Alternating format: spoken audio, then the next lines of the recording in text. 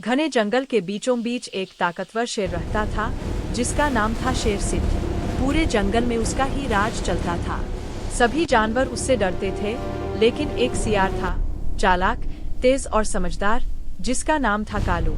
कालू सियार हमेशा सोचता रहता था कि कैसे वह बिना मेहनत के अपना पेट भर सके। एक दिन उसने देखा कि शेर सिंह शिकार करके एक बड़ा हिरन लेकर आया है और उसे खाकर पेड़ के नीचे आराम कर रहा है। हे शेर महाराज, कालू के मुंह में आपकी पानी शक्ति आ और गया। बुद्धि से हम सभी वह प्राणी धीरे-धीरे शेर प्रभावित के हैं। पास गया और बहुत ही मीठी आवाज हे में शेर बोला, महाराज, महाराज, आपकी शक्ति और आप तो बुद्धि से जंगल हम के सभी सबसे प्राणी महान और प्रभावित हैं। शक्तिशाली राजा हैं। आपकी ताकत का कोई मुकाबला नहीं है। शेर सिंह उसकी बातें सुनकर खुश हो गया और बोला, हाय, यह तो मुझे पता है, लेकिन तुम यहाँ क्यों आए हो? कालू ने चालाकी से कहा, महाराज, मैं तो आपका सेवक हूँ। मैं आपकी रक्षा करना चाहता हूँ। अभी अभी मैंने जंगल के दूसरे किनारे पर एक और शेर को देखा है जो कह रहा था कि वह आपसे ज्यादा ताकतवर है। यह सुनते ही शेर सिंह गुस्से से लाल हो गया। कौन है वह? मुझे अभी दिखाओ, वह गरजते हुए बोला। कालू ने सोचा, अब मेरा काम बन गया।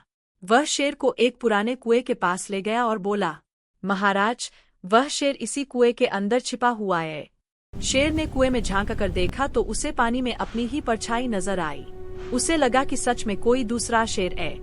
गुस्से में आकर वह जोर से दहाड़ा और उसकी आवाज कुएं में गूंजकर वापस आई। अब शेर को पूरा यकीन हो गया कि अंदर दूसरा शेर भी उसे चुनौती दे रहा है। गुस्से में आकर वह कुएं में कूद पड़ा। कुएं में गिरते ही शेर बुरी तरह घायल हो गया और बहुत मुश्किल से बाहर निकल पाया। वह समझ गया कि यह सब सियार की चालाकी थी। जब वह बाहर आया, तब तक कालू सियार शेर का बचा हुआ शिकार खाकर वहां से भाग चुका था। शेर सिंह को अपनी गलती का एहसास हुआ।